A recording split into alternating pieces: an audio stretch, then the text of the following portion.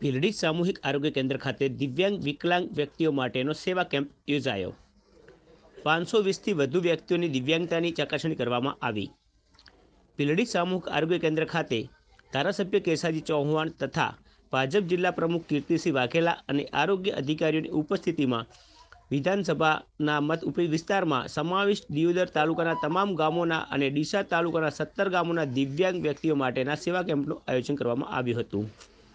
Ayushman Bharat health centre દિવ્યાંગ કેમ્પમાં આરોગ્યના વિવિધ વિભાગના નિષ્ણાતોની ઉપસ્થિતિમાં દિવ્યાંગતા પ્રમાણપત્ર એક જ જગ્યાએ મળી રહે તે હેતુસર સામૂહિક આરોગ્ય કેન્દ્ર ભીલડી ખાતે ગુરુવારના રોજ યોજાયેલ કેમ્પમાં 520થી વધુ દિવ્યાંગતા ધરાવતા દિવ્યાંગ ભાઈ બહેનોને દિવ્યાંગતા પ્રમાણપત્ર મળવાપાત્ર છે કે કેમ તે અંગેની કેટેગરી નક્કી કરી આગળની કાર્યવાહી કરવામાં આવી હતી અને આગામી સમયમાં આ દિવ્યાંગ વ્યક્તિઓને પ્રમાણપત્ર મળવાની સાથે દિવ્યાંગ લાભાર્થીઓને લાભ મળવા પાત્ર રહેશે। તેમાં બનાસકાંઠા જિલ્લા ભાજપ પ્રમુખ કીર્તિસિંહ વાઘેલા, દિયોદરના ધારાસભ્ય કેસાજી ચૌહાણ, દિયોદર મહિલા મોરચા પ્રમુખ અલકાબેન જોશી, ભીલડી ભાજપ મંડળ મહામંત્રી Sureshbhai Silva, Deesa THO doctor PM Chaudhary, Deodar THO RM Swami, Bhildi CHC અધિક્ષક ડૉક્ટર પ્રિયાંક પટેલ અને CHC સ્ટાફ તેમજ ભીલડી PSI AK દેસાઈ અને police staff, Lorwada PHC medical officer Nishak Joshi અને આરોગ્ય સ્ટાફ, ભીલડી વેપારીઓ, આગેવાનો, પાર્ટીના હોદ્દેદારો